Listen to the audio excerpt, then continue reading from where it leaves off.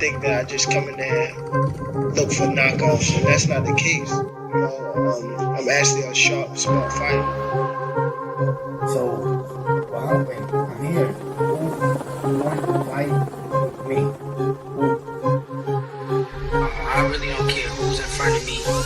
I don't feel like no fighter can beat me.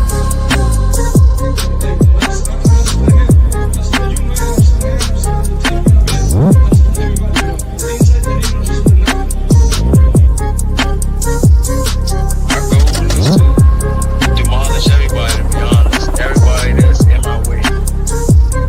The pinnacle to any weight division is to have all the belts, all of the titles.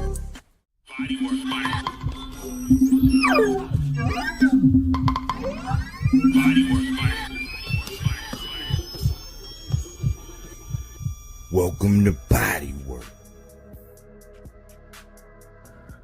Welcome back. It's Michael Rogers. Welcome to Bodywork Boxing. It feels so good to be back. Man, I hope everybody had a good work week, man. You know, I think I had a pretty decent work week. We all got through it, right? Right. I just thought I'd come on, man, and talk a little boxing, man. And of course, this is gonna be an open one, man.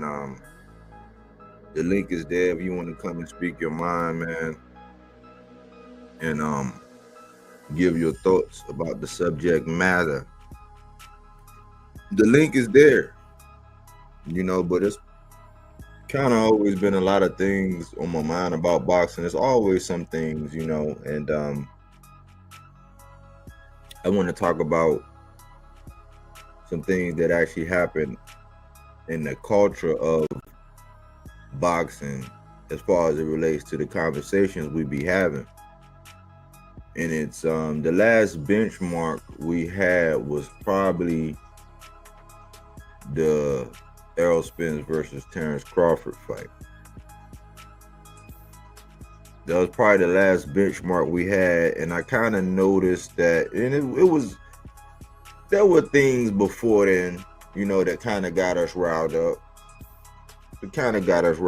I think the Wilder Fury thing kind of, shook up the boxing world. But nothing's been as toxic, I would say. Nothing's really been as toxic amongst two fighters, probably at the highest of levels, that has impacted the conversation around boxing since Errol Spence and Bud. And I noticed that not only has the conversation become tribal, it's becoming more territorial. It's like all these little splinters of things, and it's almost like, you got the red corner and the blue corner, and we know what that is on the streets, hence the thumbnail. But it's almost like some gang type stuff, man. And I'm like, it sounds so silly bringing that stuff online, like with that mentality when you're trying to be productive in boxing talk. And you got to also think that the outsiders, the powers that be, like the plants that are here, like the people that they send in to ask the questions, you got to look at these people and you got to ask yourself, why are they always like stirring the pot? Why do we always fall into their traps? Why do we always get ourselves worked up, get online when we just want to talk about some boxing? You know what I'm saying? In football, they call it the X's and O's. And the build up for fights. Shout out to Cookie Monster. Bodywork. Mic check, 1 2 1 2. Sounding good as usual. That's what I like to hear, Cookie Monster. I be needing that mic check. I appreciate you. Definitely appreciate you. Much needed. I'm a perfectionist of sorts. But it's reoccurring, and I've been wanting to do something like this, and I kind of talk about it. I kind of bring it up, you know what I'm saying? It's still a lot of people living in the past, a lot of people gloating, but more so than that, I don't care, because it really shows a level of maturity or lack thereof when you still hear people gloating about the Earl Spence fight and the Terrence Bud Crawford fight, you know what I mean, and how one get diminished and one gets praised like a god. I don't understand it, because that's why I asked the question. Do mega fights like Spence versus Crawford, do they help or do they hurt boxing more? And what do you mean, Mike? If you listen, I'm gonna tell you, right? I wonder, because we get them, and oftentimes when it's like that, it's almost like the same build up between Pac and Floyd. It was like, I mean, yeah, we got to see it. Was it too late? Some would say. You know, was the Earl Spence and Terrence Crawford, was that too late? Some would say. And you know, it to me, it kind of seems like, salute the L Dub boxing. What's good? Salute L Dub. To me, it would say that yeah, both of those fights was late, but the build up and the anticipation, and regardless of, this is where a lot of people get stuck, regardless of who you thought would win, right? Once we got that, it showed at that point in time and in that fight who was who, right? The Undisputed was crowned in that fight. It kind of showed who was who, but what did it do to the boxing conversation? What did it do? Did it reiterate the standard that we gotta wait 5? Like, cause look at the Tank. Look at what Tank and Shakur. Look at this, the one I call the Cold War. Look at the timeline on this. It hurt because Spence didn't stand on his square and walked away from the rematch at 154.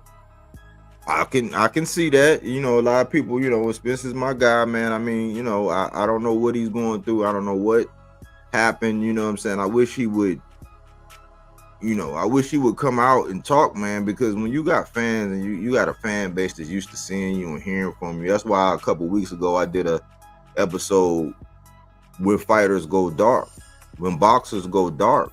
You know what I'm saying? It's like, it's nothing to be ashamed of, man. All glad. I mean, Manny Pacquiao got face planted, and we don't hear near the slander. They giving this man another opportunity at a belt. Nobody keep bringing up how he got face planted. Like, he literally got knocked out and landed on his face, hands down, shoulders and face, hit the canvas first. He don't get a billionth of the hate that Earl Spence got. A billionth. A billionth of it. So one guy gets, but I noticed that only happens amongst a certain community, man. That's the elephant in the room. It only happens in a certain community, man. That's why I say, do they help or hurt? Because if we look at it, how long have we been waiting? How long has this thing been between Thomas Hill? Salute Thomas Hill. Bodywork Boxing. Salute Broham. Salute Thomas Hill. L-Dub the plug. Salute fam. Yeah. I mean, how long we been waiting on, like now, if we started the clock on Shakur, I've been calling it the Cold War, but if we started the clock on, you know, since at 35, you know what I'm saying, everybody say that's the biggest fight in you know, in the division. Like, how long has the clock already started? Or would you say that the clock started once Shakur left? If you want to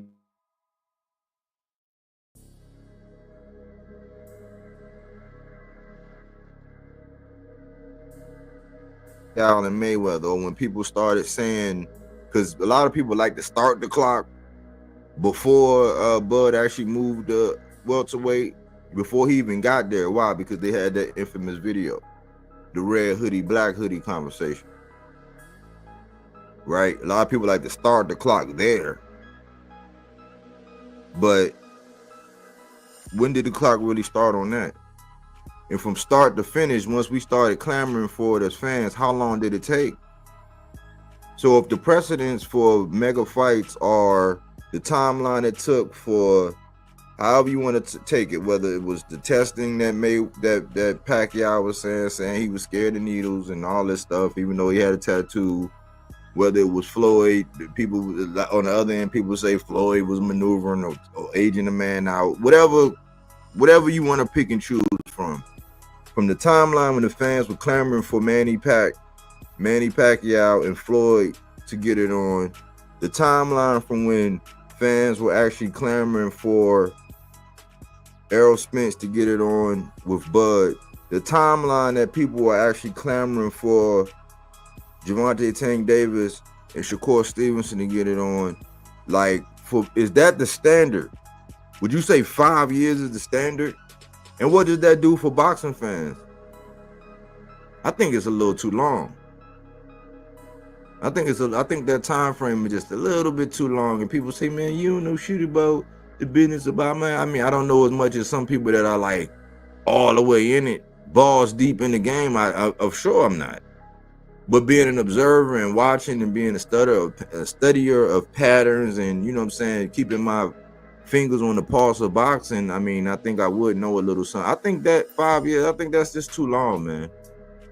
When two fighters are in their prime and there's an opportunity to do it and it's nothing really standing in the way but, you know, the bag or, you know, whatever, because it's odd when one fighter saying they're the best thing in the world and the other one pretty much been establishing that they are the money man, and then for some reason there are all these little caveats like this one needs to build up more, this one needs to go. It's like, okay, well, can we start the clock on it?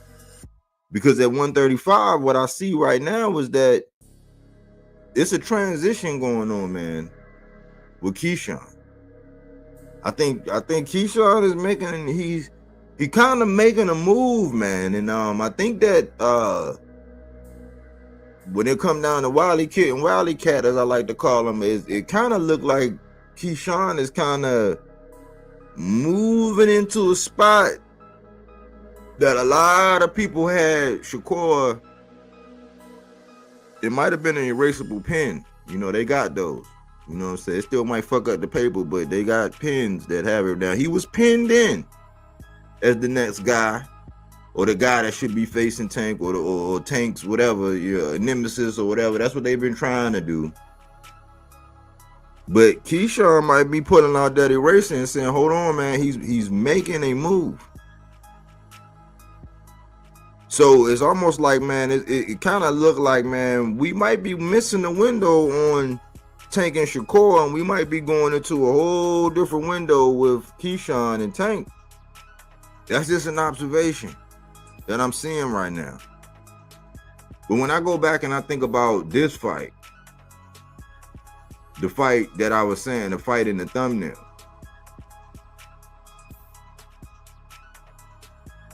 this one, it has greatly influenced boxing talk today, man. Now I remember some things, but most of the times I remember, man, it was really like the green print, but online, like a whole bunch of, you know, hate, a whole bunch of jargon, a whole bunch of things between two different cultures, really. Now I understand why those get heated, because you got whole countries, you got people that got pride in who they are and who their family members are and what they represent in the ring, and you got people coming in with their flag and this and this and that. But when it's amongst this community in particular, man, this fight in particular made things real toxic online. So where people are just stuck on it. People are just stuck on it. They bring their tribal mentality, they bring that, I'm on this side, and because I won, I get to say these outlandish things. And I see this stuff trickling over into these two. You can't tell me it don't. It trickled over into these two. It's the same kind of mindset. It's starting to trickle over into them. It's been started to trickle over into these two. You know, if we're not careful, who I once thought was the young guns, who I went on and called Batman and Robin, if we're not careful, it's gonna trickle into these two. Now, would that be good for the conversation, the boxing talk? I mean, that's pretty much, you know, that's my little imprint on the game. Like, just putting stuff on your mind and causing people to use their critical thinking skills when it comes down to talking about boxing. But, like, do every conversation gotta be like this? Do every conversation gotta be as toxic as this, to where you standing on that side and I'm standing on this side beyond any reason? Because right now, I'm seeing and hearing a lot of things that, like, people start talking boxing, man, and they don't even know, like, they don't even know half of the shit they be talking about when it comes down to certain fighters. They're clueless. Like, they don't even know people's resume. They don't know when people fought who. They don't even know the background. They just getting online, just arguing. It's like, at least do your research. Know what actually happened. Know what you're standing on, because a lot of people be standing on some shaky ground when it comes to these boxing conversations. I'm not gonna lie, man. You get to picking and probing, and then you realize that, man, they got a different standard. Like, things that they allow their fighter to do, or the guy that they want to represent do, things that they allow, they are on another fighter with a microscope up his ass and a flashlight, looking, just searching, angry and upset and mad about what? I don't know. Like, some people get so, like, you bring up one dude's name, some people get so mad. I'm like, where is this coming from? But be calling everybody else emotional.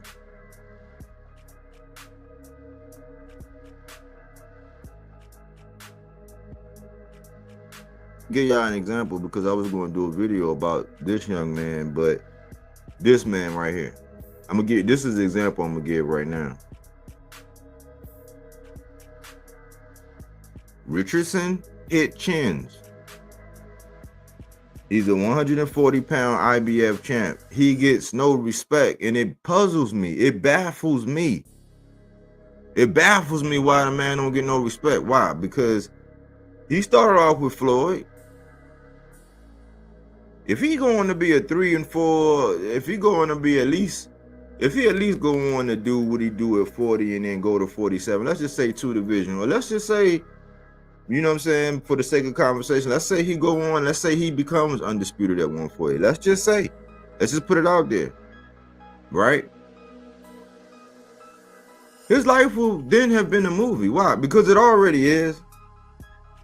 You can talk about how he survived TMT. He's a success story.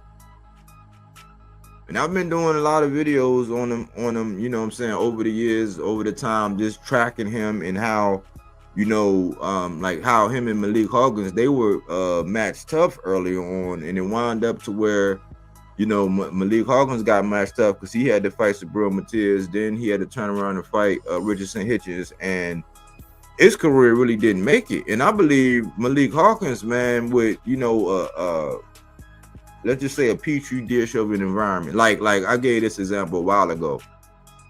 I believe that if you would have put Malik Hawkins in a controlled environment like Pro Box has now, like what they did with Jojo Diaz, I believe that he would be very formidable.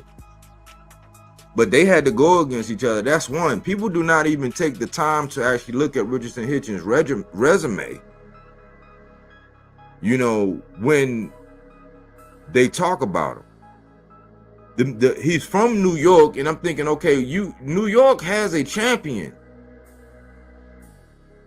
with a belt, a legit belt, and he beat the man who beat the man. Because when it comes to another fighter, and I'm just trying not to use names so it don't seem like I'm you know, taking it on another fighter, but when it comes to another fighter, when he went on to become undisputed, you know what they say? Oh, well, he beat the man that beat the man.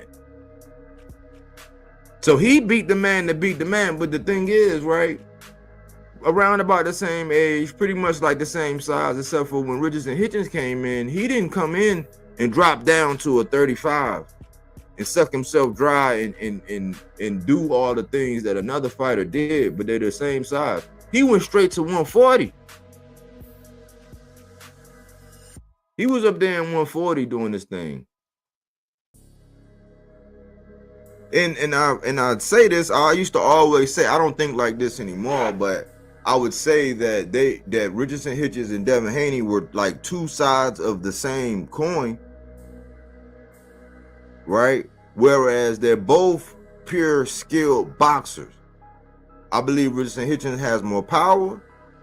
I believe that Devin Haney might be more effective at going to the body. I believe that Richardson Hitchens is a little more coordinated. And I believe that matchmaking has been the difference between them. A lot of people would be talking about Richardson Hitchens a lot more had he dropped down to 35 and played the political game and got matchmade. He didn't. He was over there with TMT. He survived that. He got off. Eddie saw him, and we all know, we can't say Eddie don't have a history at procuring talent. And I say that's one of the things I salute Eddie for. Eddie can spot some talent. He got Ray Ford. Look at what he did with Ray Ford. He had Demetrius Andre. I think he was just taken just to play keep away. He went and got Diego Pacheco. He done found Tito Mercado. He picked up Subriel. He went and got Boots. When you look at the level of talent that he was able to procure from over here and get him over there, he even had the young guy, Jaleel Hackett from DC, the DMV, right out here. He had him. So he had a ability to be able to see talent. So what makes Richardson Hitchens so different is because we have been tribal when it comes to the conversation around Richardson Hitchens. We have been tribal. Like this dude don't get no respect. Everybody gave Liam Paro respect when he went and beat the boogeyman, and nobody can say that Subriel Matias wasn't the boogeyman. Why? Because for months and months I did videos. This is what I do. For the guys who don't get the attention I think they deserve, the ones who are going about it the right way, you know what I'm saying? I would say the blue collar-esque type guys, those are the guys that I hone in on and I do videos and I talk about. Why? Because everybody is like some name brand whore. And nobody takes the time to actually go back and look at the fights. Like if you don't like somebody, you're just going to believe whatever this channel said, whatever that creator said, whoever your man said, or whatever they say, whatever the bold print was. We got to the point now where people don't even really look at what people are saying in videos no more. They just look at the thumbnails, they read the caption, and then they run with it. And if you did that here recently with a video that Keyshawn did, when I talk about these guys, like I call them plants, like these guys who they came out of nowhere, they started to get all these interviews, and they caused a lot of shit. But if you would have looked at this thumbnail, right? If you'd have looked at this thumbnail with Keyshawn on it, and they were talking about these weird A ninjas or this weird A ninja. If you would have looked at that thumbnail and read that caption and not sit through that interview, you would be on some tribalism shit. You would be on some tribalism shit, whereas you would think that Keyshawn actually shitted on this man. But if you actually watch the video, you actually see that, one, the conversation when it came to Keyshawn and Richardson Hitchens, Keyshawn handled it like a master. Keyshawn handled it like a businessman. Keyshawn, that for one, it was just a sliver. And that's the whole thing. Like these little commercials, you know what I'm saying? Like it's really, you can call it clickbait because it's just like when they show you pictures of a hotel and you actually go down there and the hotel don't look nothing like the one that you saw in the pictures. Or you go to look at a house and the pictures they have online and you go to scope out the house because you might be trying to buy it. It don't look nothing like that. That's pretty much what it was. Because the portion that he talked about Richardson Hitchens was only a sliver of the video. Yet the caption was to try to make up or reignite this shit that Keyshawn and Richardson Hitchens had. But guess what? Keyshawn shut that shit down like a pro, like a champ. He said, listen, first of all, it was my bad because I got into some shit I shouldn't have never got into. You know who said that right when it was normally happening, when it first started being talked about? Bodywork. I said, first of all, why he gotta be beefing with? I was like, everybody that Shakur beef, he don't gotta be. I was like, why did he even get into that? Keyshawn said, look, man, you looking at somebody that's more mature now. I've matured. He said, I got into something that, you know what I'm saying, that I shouldn't even have got into. That was not even, and for it to get out in the media, that was like, that wasn't even good. He was like, I don't have no regrets. I don't regret what I said or whatever. He's like, but it wasn't even like that. That shouldn't even have been out there like that. He said, and if he want to fight me when I go up there, if he want to fight, I look forward to the fight.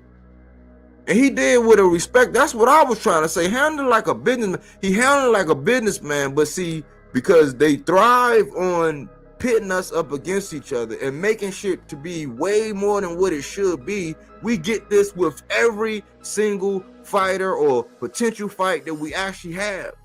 And we get nowhere in the conversation around boxing. Nowhere. We get further divided.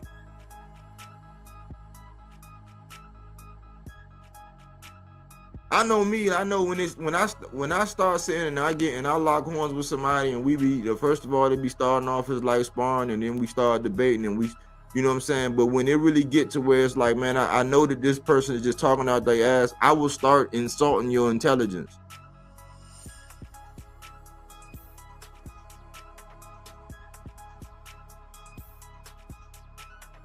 I will defame you in the conversation if I realize that that's what you're doing.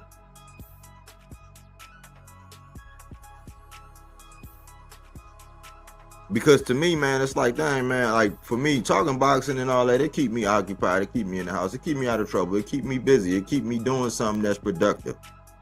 As I do whatever it is I'm doing in life, you know what I'm saying? The goals I have is I'm working towards so slow and steady, making small contributions in every area of my life. Boxing is the thing that keep me grounded. It's my outlet. It's entertaining. Then we get a good fight, you know what I'm saying? A couple good scraps and all that is something to talk about. It's another benchmark goal. Help you get through the month. Help you get through the quarter. Help you get through the year. And ultimately, these years watching it help you get through time. That's like the highlight. That's like the shining thing. That's the thing that's like, oh man, that's like, boxing is, that's it. But the conversations around boxing become so toxic. And I'm like, man, you gotta look at things in a vacuum. Sometimes you gotta look at these boxes in a vacuum. All boxing dads are not the same.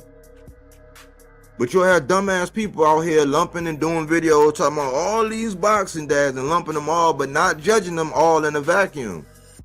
All pure boxers are not the same. All boxers who box pure are not all considered runners. And it's very seldom. I like what Oscar been doing here lately, but he hit the nail on the head. He was like, man, boxing, when he said, man, when you think about Pernell Whitaker, Sweet Pea,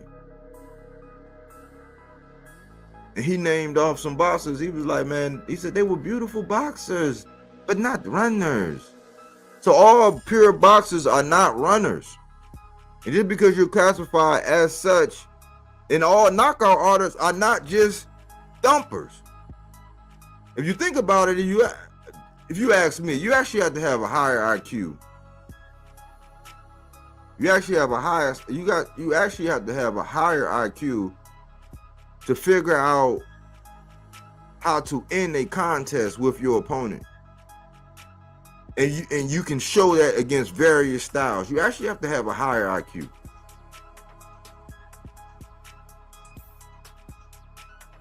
But because you can go in there and you can say, I survived this guy for 12 rounds and I touched him more than he touched me. That's not what we meant when we said boxing. But like somebody like Richardson Hitchens, he got it out the mud. He didn't get no handouts. He wasn't fast-tracked. He wasn't groomed. He wasn't given a title shot after his 12th fight and all this. No, he had to survive a label, get off that label, in a division that was much tougher than the division below. And he kept saying, when I get my title, I'm going to do this. And the whole time he put on for New York, why don't he get no respect? You can't say it's because, oh man, his style, because no, because when you look at his fights, they're more exciting than some other fighters that fight up as pure boxers. You won't find this man just running around the ring. He will actually drop his opponent. And he was not lightly matched. And then the double standards of things. Like when one fighter chooses to get a guy that's long in the tooth, significantly older, but then like I'll take like a Gamboa.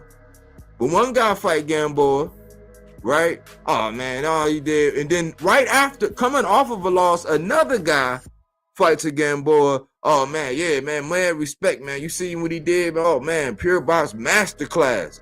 It's like, hold on, coming off of a stoppage? Kambosos. At first I was like, man, I don't really want to see.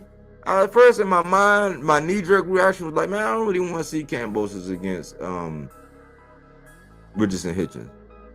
That was my knee-jerk reaction. I didn't want to see it. And then I sat there and I thought about it. I said, hold on, man. I just seen what they did to Subriel Matias. I just seen what they did with Subriel Matias. Subriel Matias got in that division. He called out every blood clot body by name. He said it in English. Devin, T.O., Rowley. He called them all. They was playing keep away. It took for Liam Power to dismiss Montana Love.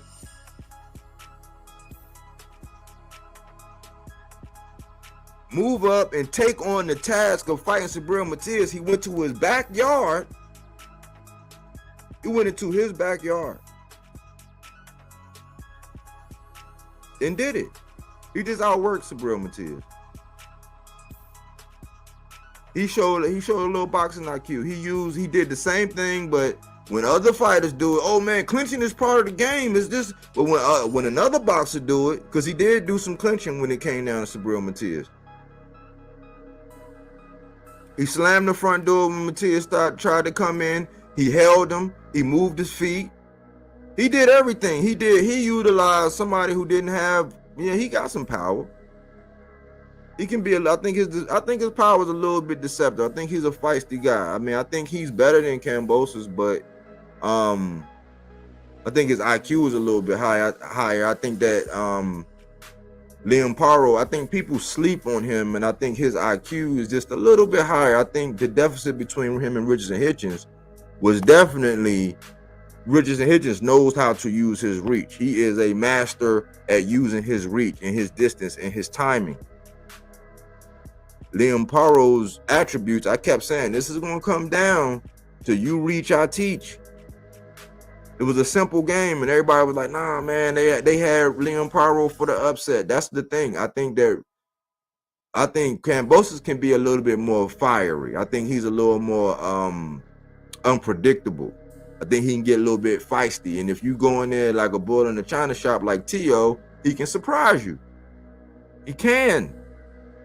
But I was like, man, I don't really want to see that. Then I thought about it. I said, man, I seen what they did to Subriel Matias. I'm like, well, hold on. Why would he get put in the same? And that's why I say Richard Hitchens is a little smarter than all these other guys. You got to say he is. Why? Because I looked at Subriel Matias and I said, man, I was campaigning. I was saying, Eddie, man, we don't want to see Subriel Matias just do all these defenses. He wants to unify. He wants to unify. Get him a fight that can allow him to unify. So I'm looking at Richardson Hitchens. I'm like, man, Richardson got to be smart with that belt. The same thing they tell all their fighters. Like you tell another fighter, oh man, why would he want to fight him? That's high risk, low reward. You'll hear these conversations. I heard some of these conversations. Why would you look back? Or what would that be the offer and all that? Why would you look back? That's when it's a guy you like. But when it's a guy you don't like, you'll just do everything in your power to shit on the fact that the man is getting ready to make a title defense. He's getting ready to have his homecoming. He's a U.S. champion. He don't get no respect. Berlanga, who has he went at a title when it came to Canelo, never touched one. He gets a parade. He has a whole country of people behind him. He came up in the amateurs with Richardson and all them too. Richardson was calling out Devin and saying these names and all this, and he was and now tables have turned. But he's last on the list of people that get the respect that they deserve. And then mind you, People don't even look at, because I highlighted this when it came to Boots. I highlighted it when it came to Sabril Matias. I highlighted it when it comes to Richardson Hitchens. They were doing that under the IBF, the 10-pound rehydration. I said, you automatically default, you got to give the IBF champions a little bit more respect. People don't take none of that in consideration. They'll shit on them for having a battle with Gustavo Lemos when that was for a title eliminator, meaning that the winner of that fight would get to go fight for a title. Oh, he struggled with him. Oh man, Gustavo Lemos came in there like he was scrapping for something. So Gustavo Lemos will get all the credit for taking for taking Richardson Hitchens to the limit. Then when he gets dropped down to 35 and Keyshawn spank his ass, Keyshawn get all the credit for beating that same guy. It's like, it don't work like that. That's tribal. You got to be able to separate that shit. You got to be able to recognize what you're actually looking at and the circumstances around it. Not just be out here flapping and talking. But these are the little subtle intricacies that people fail to do when they're talking about boxing conversation. And we do have a lot of parrots online. It's a lot of parrots. You say something, it's going to be somebody that come out and do the anti to that. You say something, it's going to be somebody that's going to remix the shit out of it, extrapolate on it, add on to it, go back and add a couple little nuggets, do their notes, and then put that shit out like it's theirs, and they ain't going to give you no credit. They ain't going to give you no shout out. I'm over it. But people are but guess what happened when that happened? People that sit in on these people, listening to these people talking, you have them going back out and being parrots, meaning that all they're doing is just regurgitating and repeating what they've heard somewhere else. But when they get lined up in them crosshairs and they get put in that hot seat and they're talking to somebody who actually been knowing and following it, who's going to try to give everybody a fair shake, who's going to try to look at it objectively, not just try to be down like Brandy, they start sweating.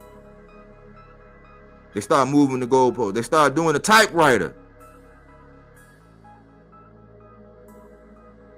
Give this man Richardson Hitchens his respect. If you give Kambosos credit because, oh man, that's the dude that beat T.O. If you give him credit for that, then you give Devin credit for that. Then you give Loma credit for stopping him, but you give Kambosos credit for moving up and getting all these. Oh man, he gotta be. I heard this week. Oh man, you gotta respect Kambosos because he's just failing up. He's just failing up. I said failing up. Failing up.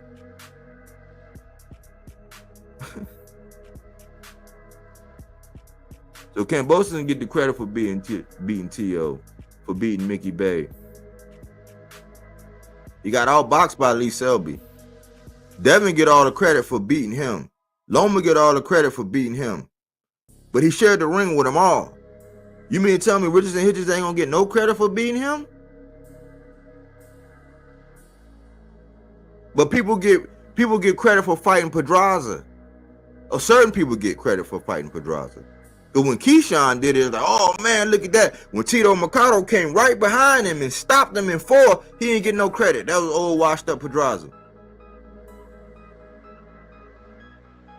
The guy that went the distance, Jaime, with Rolly, immediately after that, he went the distance with Rolly. He went right in there with Abdullah Mason. Abdullah Mason stops him early. He don't get no credit for that.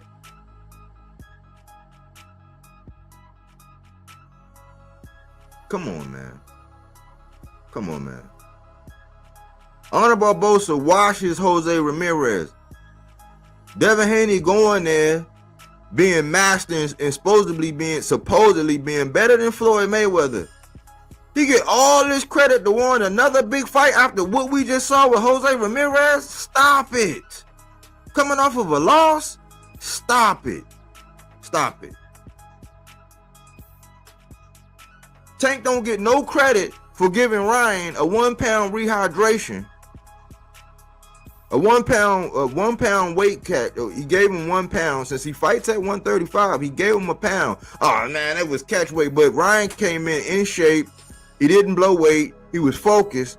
He just lost. He got stopped. They say he quit. that same dude, and they said, oh man, he ain't have no title. But when Devin picked him, oh, that's a big fight. That's a mega fight. Oh, look at him, man. He blew weight. He was irresponsible. He spanked Devin ass. And now it was all about the Oscar ring. Okay, yeah, that's a factor. That's a factor. But if it was levels,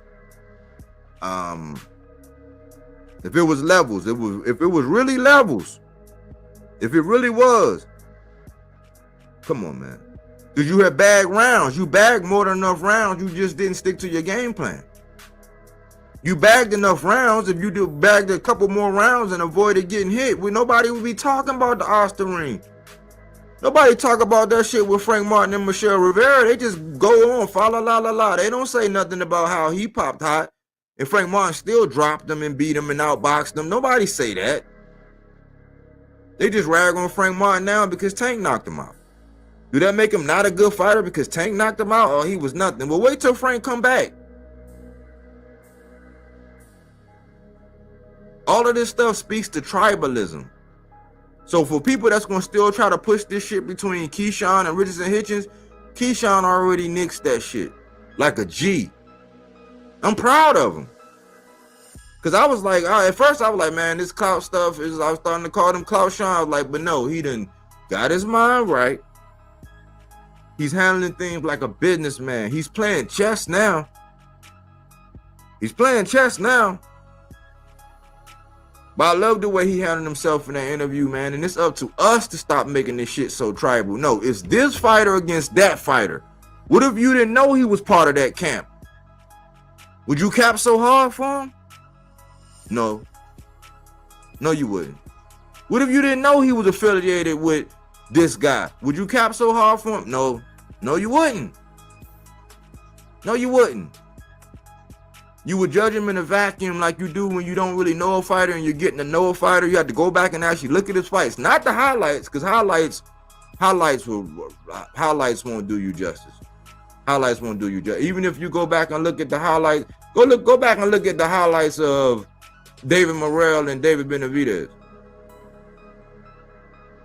You be like, oh man, David Benavidez just beat the shit out of David Morrell. That means you didn't watch the fight.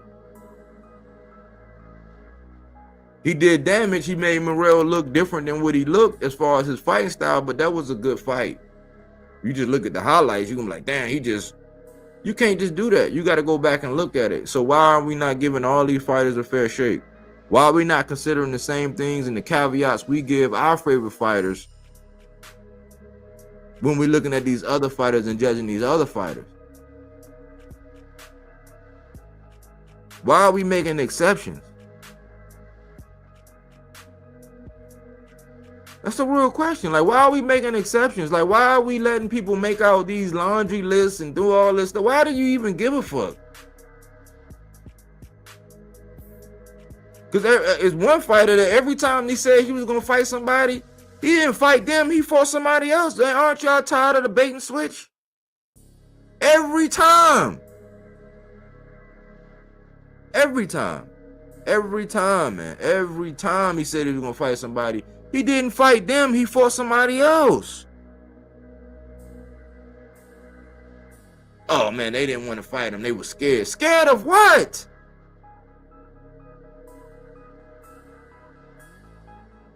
If that's the case,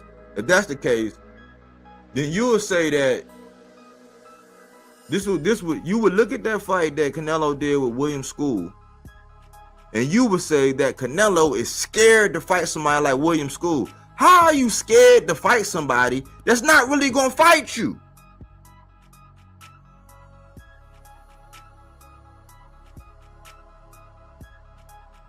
Do you think that's a fear, or do you think that's just like, man, I don't want that to be part of my, because remember, I'll be talking about playback value. Remember, I always talk about playback value. That's why I thought that Shakur versus Kid Austin would have been a good fight, because it would have been a style clash. You know, we would have actually seen what we really got in Schofield, and with that rough, rugged, you know, I would say unpolished Sean Porter with a little bit more power, a younger guy, like that's not polished yet, up against a pristine boxer who like a clean pocket, like his space, timing, and distance. we would have actually seen in that fight would have had playback value.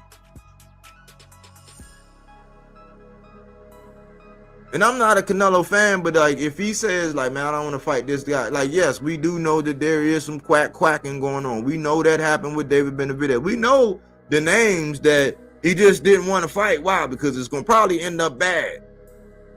Worse than what happened when he fought Bivol, worse than what happened when he fought Floyd Mayweather when he just got straight embarrassed. But at a point in time right now, can you say he's really scared of somebody? Like, no, with Benavidez, there's trepidation because that can end bad. It could. But when you got a catalog of fights, you don't want to go in there and fight somebody where people are saying, like, you really think that one fighter, the fighter who fought De Los Santos, and they came behind Regis Prograis Zorrilla when Regis Prograis Zorrilla set a record for the least amount of landed punches. They come back a couple weeks later and they set a record. You think you really want that in your playback? Is that going to be one-to-one? Like, hey, man, go back and look at that Regis versus Zorrilla. No, matter of fact, pull up that De Los Santos versus Shakur. That don't have no playback value. So we got to stop gaslighting when it comes down to these fighters and knowing what they saying. No, they don't. They want to be able to go in there and be like, I survived this person for whatever. I ran around. I avoided. I did this. Like, yes, you can do that. You can do that. And there'll be times when, yes, you have to use your legs. Yes, you have to do this.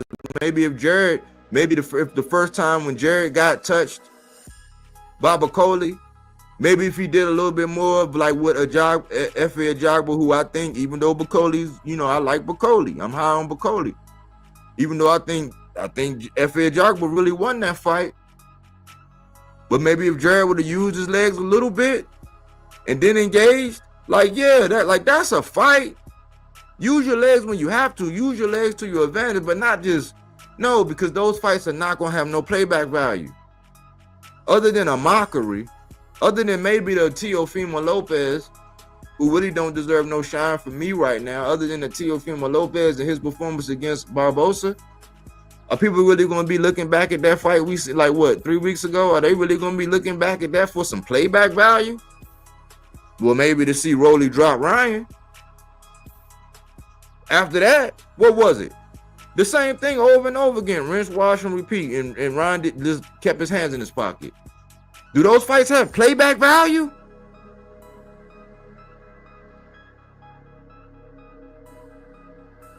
So take off your rose-colored glasses for your favorite fighter, man, and just be real about the task at hand. If it's gonna be Shakur, versus Zepeda, judge him. Don't just let people stop letting people get away. Oh, it's gonna be a masterclass. You're gonna see. How is it gonna work? How is it gonna work? Oh man, Zepeda, man, come on, man. He ain't that coordinated. How is it gonna work? Start making people break down the fights. Maybe the conversation get better. Don't just be tribal. Oh man, it's not okay. So what we gonna talk about? So if the show is about Zepeda. If the show's about Zepeda and Shakur, what the fuck we gonna talk about after the first 5 minutes? When you just say, oh, it's gonna be a master class, if Zepeda don't know what we gonna talk about for the rest of the 55? Or we just gonna talk about Hamza Shiraz and Berlanga? Oh man, Berlanga gonna probably knock his ass out in the first round. So what we gonna talk about for the rest? How is it gonna happen? And when you start asking questions like that, you'll realize that people haven't really been studying film. You'll realize that when you make a prediction like, let's say, Diego Pacheco is going to beat Steve So-Called Nelson. When you make that, oh man, oh my goodness. But you actually a fan of So-Called as well, and you wanted him to get an opportunity. You actually wanted to see him against Berlanga. You actually wanted to see him against McCumbee. Why? Because you want to see them all fight. But when you make that prediction, you can't even get past how they gonna do it. We was somewhere and we kept asking, well, how is So-Called gonna do it? Well, I could tell you how I could see Pacheco doing it if he fight up to his skill set. He gonna fight behind his jab. He gonna start coming off, and when he start letting that right hand go, and he start doing his uppercuts, he gonna break you down. And he does body work. A common denominator of a lot of the fighters that I follow. Even when I look at Devin versus Lomachenko, I wasn't tribal with it. I don't got nothing personal against Devin. I said, well, in my breakdown, I said, well, if Devin were to go back and look at film and how people had success, then you would see that Salido went to Loma's body. Teofimo went to Loma's body. And by George, Devin went to his body. But that's whether I think Devin is high on my list of fighters or not, I broke the fight down. I wasn't just tribal because Tank is my top dog and I'm just going I'm just looking at I just hope Devin lose. No, I kept saying, man, the dude keep fighting all these older cats, 7, 8, 9, 10, 11 years older than him over and over again. His peers don't get the same grace. Look at how they talking about Kambosos and Richardson. Oh man, here we go. The man just got his title. He getting the home defense, but y'all want. It's been other fighters where they say, oh man, he should be able to do his, man, he need to go back home, man, just pick somebody, go back home. That's what they said with Keyshawn.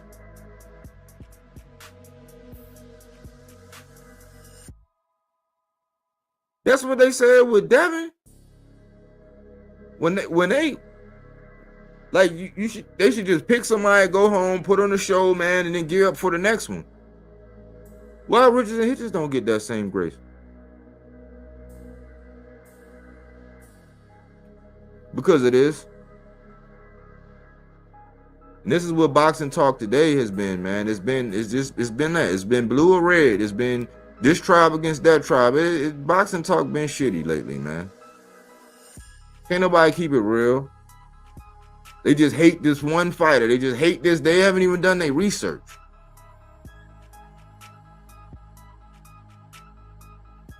Just like this right here, this fight, whenever you talk about this, they can't even tell you how Boots gonna just beat shit all down Brian Norman leg.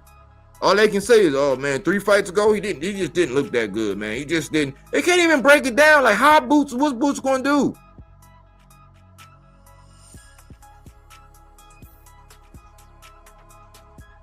What's gonna happen when he missed one of them shots and he might have been touching Norman. But then Norman timed him and hit his ass and he's clipped. He's hurt for the first time. You see him visibly hurt, maybe even drop. What's gonna happen after that? They don't talk about that. They just want to be tribal. They want to keep the conversation on Norman Sr. like some dummies.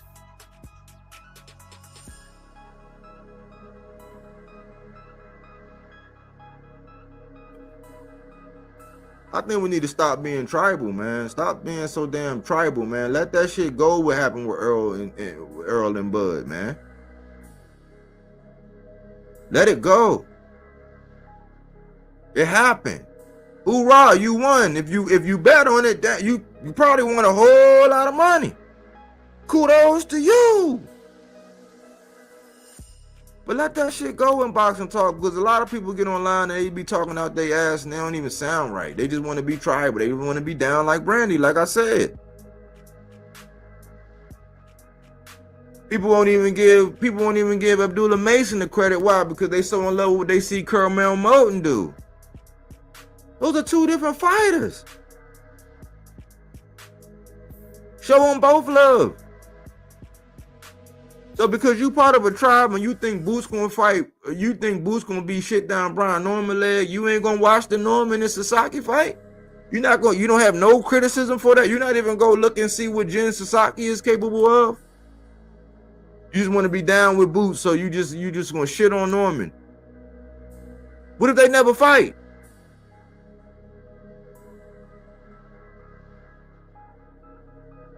Because Frank pulled out of the match with Shakur, and he went and got knocked out by Tank. When Frank Martin come back, you still gonna be tribal. You still gonna be, oh, I like Tank, so I don't fuck with Frank. Oh man, he should have never pulled out that fight with Shakur. Man, fuck Frank. That's what you gonna do? Well, what if Frank and Keyshawn meet up at 40? Are you gonna be able to break it down? Or you just gonna be tribal?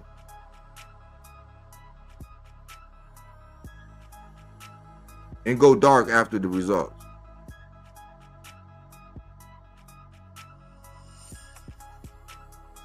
I haven't been looking at the comments, man. I just been doing my spiel, man.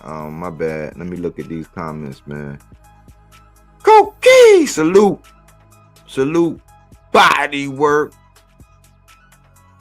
Let's see. Let me get to these comments, man.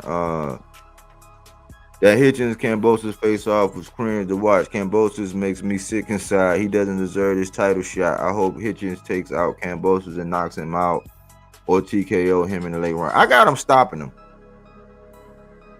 man. I got him stopping Kambosos. I'm telling you, man. Like a lot of people, they've been having their heads so far up. When it comes to pure boxers now, I'm not taking no shots, but I'm just saying. When it comes to pure boxers, they've had their heads so far up Shakur's ass, or so far up Devin's ass, they've been underappreciating Richardson Hitchens in the pure boxer that he is. He brings something totally different to the table. He had to fight Jose Cepeda. He had to fight Bowser. He was gunning for Montana Love. Montana Love, he didn't want it. He wound up thinking that shit was sweet with Liam Poirot. Got his pack busted.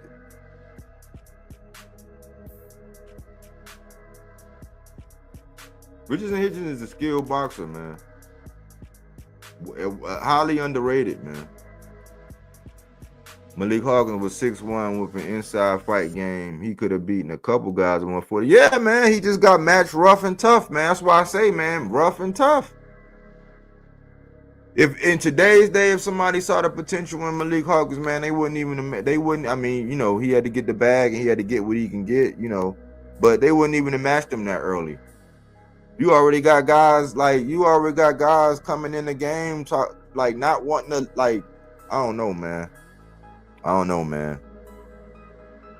Matchmaking is everything in boxing, man. Sometimes I'm starting to see why people matchmake and not why they make these maneuvers, and other times I'm like, if you're on that legacy shit, if you're on that Highlander shit, if you're on that Predator shit, keep the same energy when it comes to them all. Don't allow your favorite fighter to be match made. If you talking about you on the pound for pound list and you still being match made, them two things do not go together in the conversation. T.O. needs to stop acting like he's entitled to boots. Handle his 140 business and unify with Hitchens, claim the best. He need Gary Antoine Russell. He need the winner of Matias and Puello. Like I think Sabril Matias and T.O. is, man, that's fireworks. Gary Russell and Teofimo, that's fireworks. You might see, like, man, you might see them both get dropped. You're gonna see, man, there's so many good fights at 140, man. It's just T.O., he want to cash out. I think for part of the time he was getting underpaid. Now he just ready to do any and everything for the bag. And he know, I don't know, man. I mean, you know, you have people out here saying, I'm not qualified to go up against what Tim Bradley says, but Tim Bradley, man, we already know, because T.O. still with Top Rank. He's still being a company, man. I just don't see that fight being that competitive with Boots. I mean, unless he going to get some power from somewhere that was gone since he was at 35. I mean, he still got explosiveness. He still got quick twitch. But be trying to compensate for that reach. If you get dropped by Zarilla, if you get dropped by Sandor Martin, who's a skilled boxer, he's not even that powerful. He's just a skilled boxer with good timing, great feet. Sandor Martin is very underrated as well. If you get dropped by a guy like that, a fully hydrated Boots, that then, you know, he might have caught you, because remember, Arnold Barbosa for a second with that right hand, he definitely gained more than T.O. respect. It kept him at bay for the rest of the night.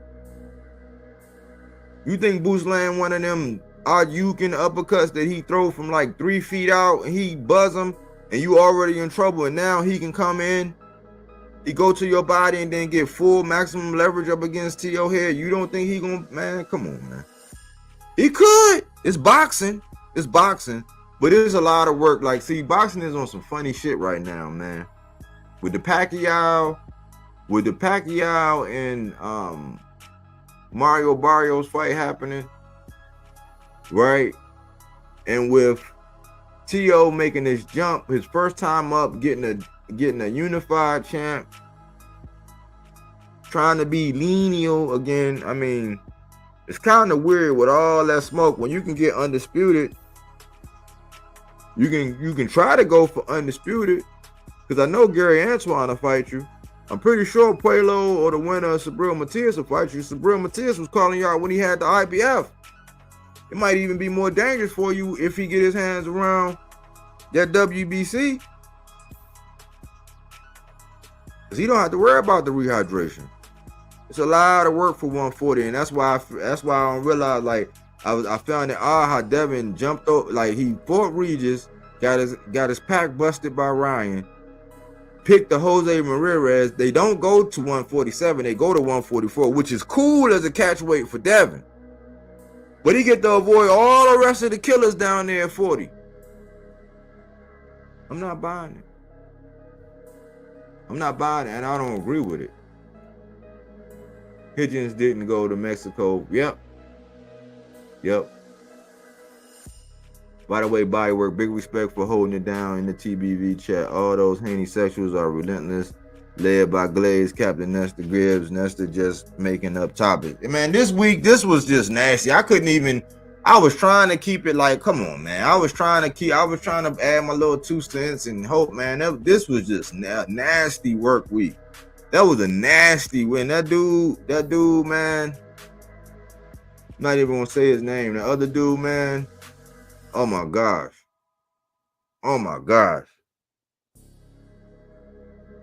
Yeah, man, that was just nasty work, man. I'm like, ideas and content must be at an all-time low. I'm relatively new to boxing. Started watching the sport in 2023, but I watch more videos. I not only want to watch the fights, but I want to study and learn how the business of boxing works behind the scenes. Blood Rush Entertainment, salute. Yes, that's how you do it, man. Like, listen, when I was a part of a boxing community, and you gotta be careful with different communities you're a part of. And I'm gonna tell you this story real briefly. When I was a part of a community, when I was going in there super chatting and donating and doing all of this, listening to them at different times, they would naturally make you not like certain boxers. Like at that time, you would like listening to them, you would naturally not like the Charlos, right? At that time, they had an atmosphere to where if you listen to those guys, you wouldn't naturally like the Charlos. So I had, like, originally, I was just like, hey, who these dudes, man? They always talking, they this and this, just listening to them, right? Catching the fights, right? But listening to them. And one day I was like, man, I said, man, I gotta go. I said, I gotta study these Charlos, man. And they was doing that ring resume, the little ring resume episodes, man. And I seen Jamel, I seen that one with Jamel, and then I went back and watched their full fights. I went back and caught the full fights of those fights and watched them. I said, man, Jamel is a bad. Now I understand him. Like now, but if you listen to the conversation around a lot of these boxers, you won't like them based on who was talking about them. Why? Because they're doing hit pieces, they're doing con jobs, they're being tribal, trying to elevate one and then shit on the other. You know what I'm saying? And we get a lot of that. So I would say, man, if you see somebody that got some, they might even took a loss. Go back and look at somebody who you say, you know what, they might have lost, but I want to know more about them. Go back and look at their fights. If they put up a valiant effort, and they came out with a loss, go back and look at their fights. Get to know them. Like Frank Martin, if you knew and you just seen and all you really saw was Frank Martin in the Tank fight, you would dismiss Frank off for that. When Frank Martin had a great resume coming into that fight. Frank Martin is a very notable fighter. He has skills. You don't hear a lot of people just saying, where Frank Martin at? Where he at? I beat shit down Frank leg. You don't hear nobody talking about that. They'll say that because they say Tank did that, and they try to take away what Tank did by saying, oh man, he was drained and this and this and that, like they do all the time. But you can't do that. If you go back and if all you saw with the talented Mr. David Morrell against David Benavidez, if that's the only fight you saw, you would dismiss David Morrell. If all you saw was Tim Tszyu against Bakram, you would have missed what he did early on against Fundora. You would have missed what he did to Tony Harrison, even though Tony Harrison wasn't that active. You would have missed what he did to Brian Mendoza.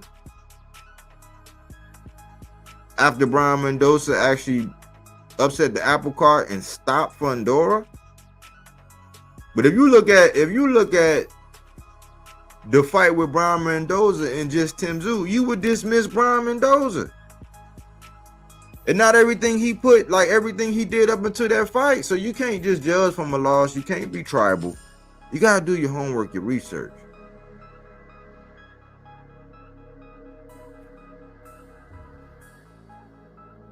Lemos did more damage on Hitchens than Perro did to Matias, in my opinion. I think Matias beats Perro in the rematch. Perro was hurt 3 times in the 6th round, and it was not an easy win for Perro. Yeah, I did see that, man. I thought Subriel Matias was going to come out with that. I seen that. I was like, here it go. Matias getting a shot at the WBC is a good chance to unify with Hitchens and Lopez. Yeah, I like that. You think Hearn can get Hitchens a shot at Lopez? They were talking about it, because remember, that's the fight that they were talking about doing in Alcatraz at one point. So I think it's on the radar. I just think that T.O. wants some big name, big money, because, you know, that what he did with Arnold Barbosa on that. So now he's trying to aim for the moon.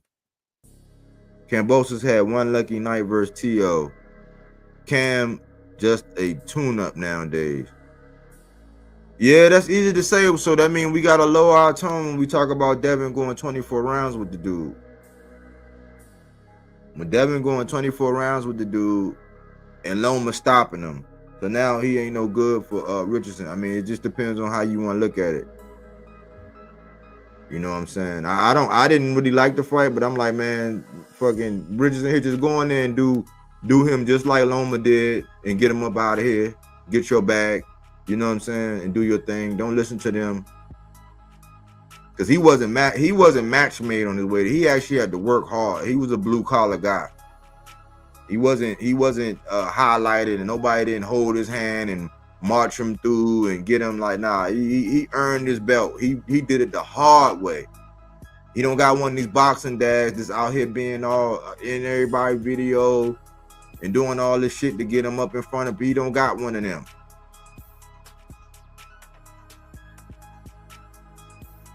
Haney will lean on Turkey for more paydays, so I can see T.O. going for Haney. I don't even want to see that, man.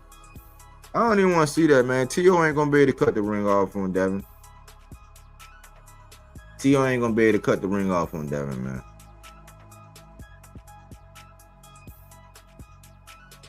If you think he ran from Jose Ramirez,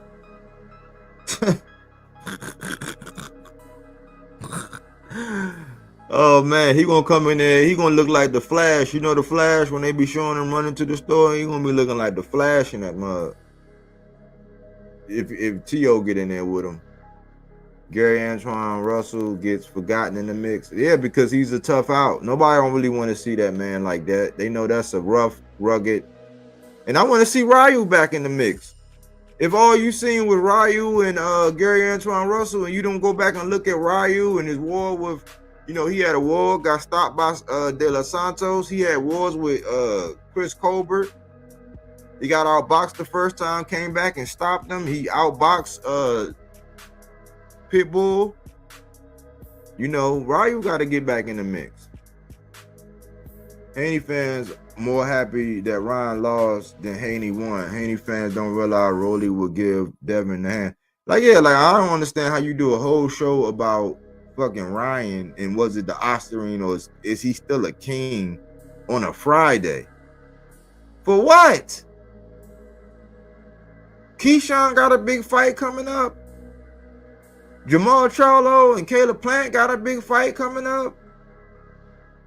With Resendiz and Thomas Lamana. Like, they got, like, Maul is making this comeback against Lamana. Like, Caleb Plant's going in there with Resendiz, who should really just be, you know, they should both, like, they kind of being looked at as tune-ups, but them guys know that those are opportunities of their life, and this might be the year of the underdog. Might be the year of the underdog. Remember, Carlos Adames got robbed against Shiraz.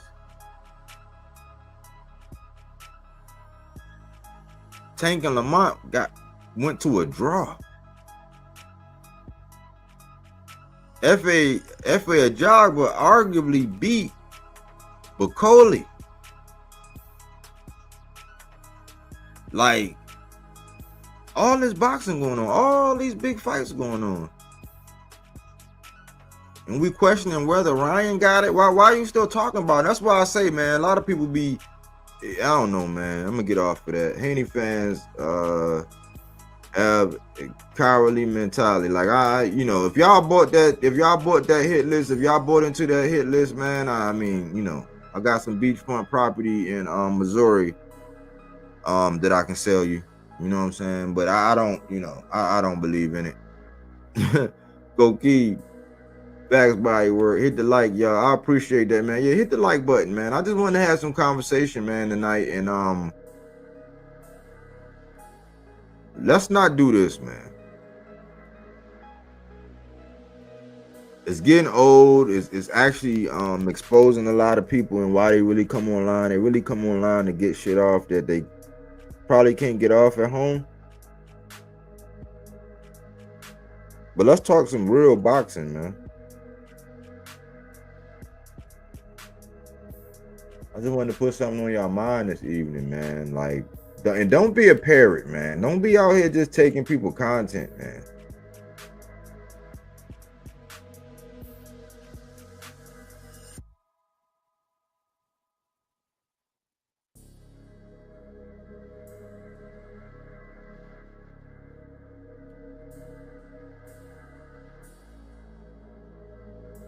Don't just be a parrot out here, man. Hopefully we can get this, man. I don't know, man. The window look like it's closing on it. You know, support this brother. If the writing's on the wall and we really gonna, you know, get this, then be prepared for this. Be prepared for this, man. You think boxing been toxic and all these videos and all this shit, like wait till this happen.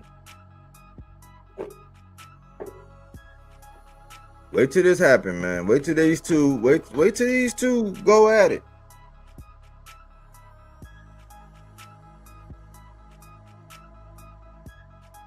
Cause they saying this is for the culture, even though I'm like, what culture, man? What culture?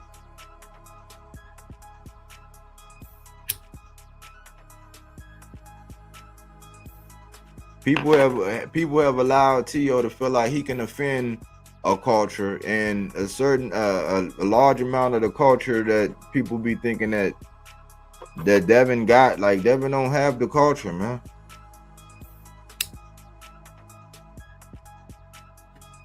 He got a YouTube presence, man, with a bunch of satellites. I used to call them echo chambers, but people stole it. People stole it, man.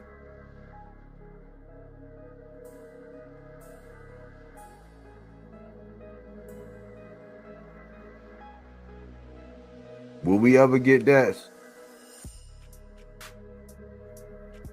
And will every conversation we have about this be toxic up until then? I don't know. Will anybody ever break down how it's gonna happen and what's gonna happen, or we just gonna shit on one and praise the other?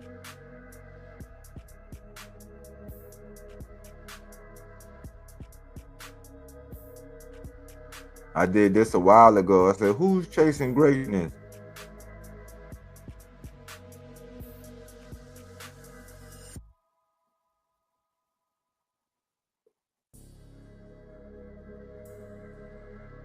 Who's chasing greatness?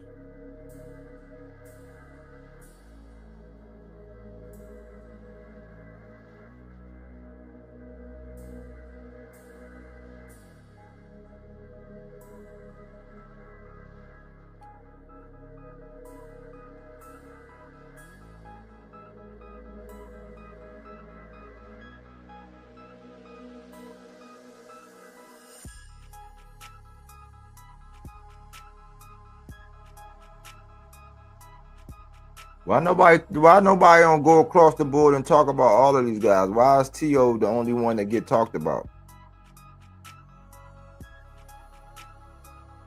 That's a serious question, y'all. Why? Look at this picture. Look at this picture. Why is T.O. the only one that get talked about?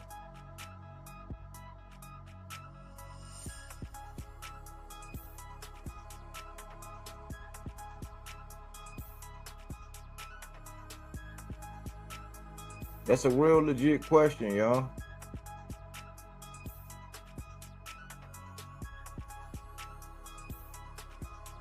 Because any combination of this, because we've seen the combination between Gary Russell and Puello. We seen how that fight went. That was a very close fight, right? But any combination of this is going to be a good fight. But why is T.O. the only one that gets talked about?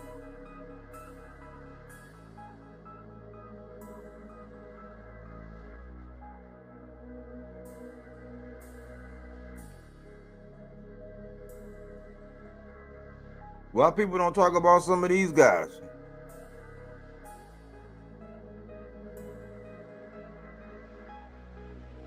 Since they boxing purists and they love the sport and it's all these fights and all these fighters, why?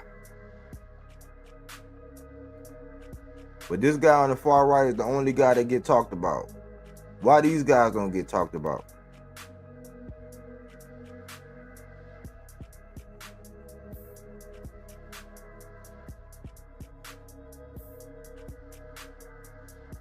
Could we tribal?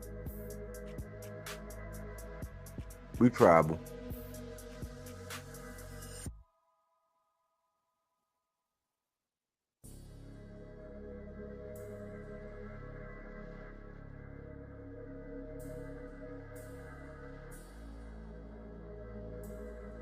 Where's Bakram at?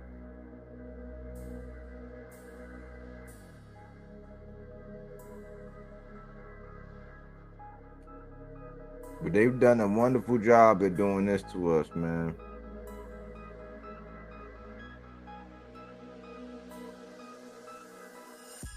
And I always ask y'all, man,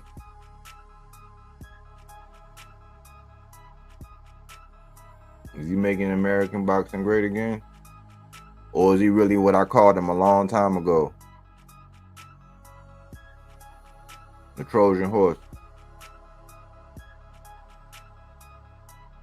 These are conversations that y'all need to have amongst each other and talk about it. But for me, man, when I'm trying to have a productive conversation and try to get through some shit, I'm tired of this. It happened, get over with. And if the mega fight entails like that kind of combination, it's probably gonna be worse. It's probably gonna be more toxic than anything, man. Like the Shakur and Tank, when that finally get announced, if it ever happens, that's gonna probably, man, that shit gonna be. You already see how toxic this is. Whenever you bring it up, trying to have a real conversation.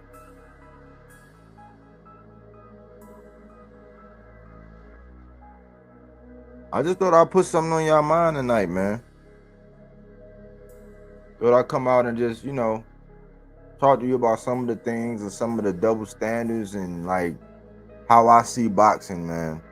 Don't be a parrot. They say most people are born originals and die copies. I said, wow, I gotta be original. I gotta come up with my own stuff.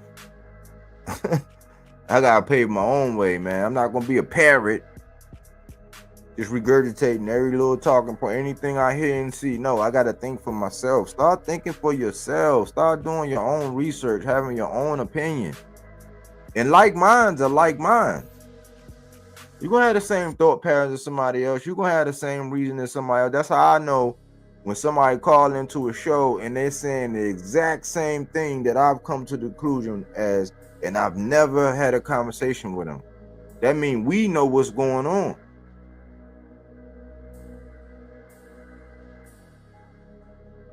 On different channels, I see that. Somebody will call in on one channel, say the exact same thing that I think and believe.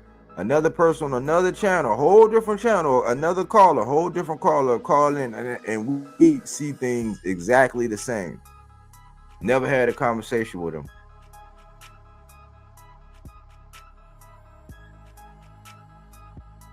We all can't be that off, but we've been getting gaslit online.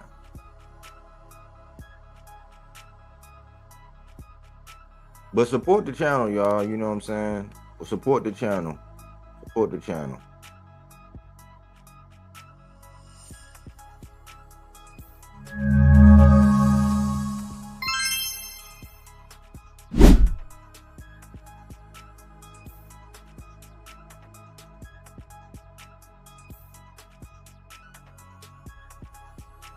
Hit the like button if you catch this on the playback. Talk to me, holler at me. I'll talk back. This is Fruits and Veggies, not that Reggie. This is fact-based content, not opinion-based. Not opinion-based, man. Go back, do this. Pull up these box wrecks, man. Go back and look at Abdullah Mason's box wreck. Go back and look at Richardson Hitchens' box wreck. Go back and look at Brian Norman's box wreck. Go back and look up these guys, like because this is the thing about boxing, right? You can always tell when somebody's being forced down your throat. There's nobody, even though let's just use Tank, right? Even though Tank is that guy, there ain't nobody online forcing Tank down your throat. There ain't nobody online just telling you, just coming out saying, man, you gotta love Tank, you gotta watch Tank. It ain't. But look at all the people that's online just telling you, oh man, you just hate this one person. And they force them on you. They force these conversations on you. You got to think, why are they doing that? Because they getting paid. They getting paid to do that. They come out with narratives, they dredge up drama around it, and they force these guys on you, man. That's a red flag. That's a red flag. But that's all I have for you, man. Let's stop being so toxic in these boxing conversations so our conversations can be more productive. I think this man might be one of the most dangerous men in boxing right now, because everybody avoiding him.